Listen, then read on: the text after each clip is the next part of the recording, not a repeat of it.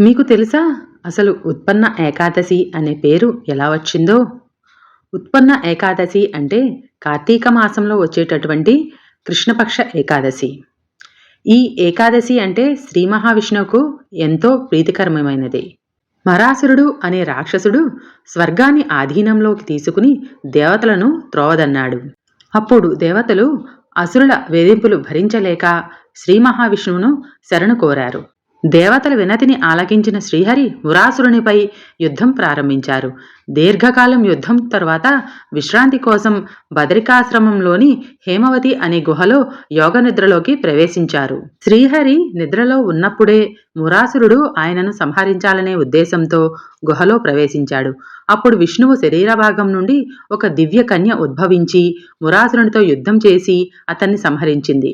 ఆ తరువాత శ్రీహరి మేలుకొని ఆమెకు ఏకాదశి దేవతగా పేరు పెట్టారు.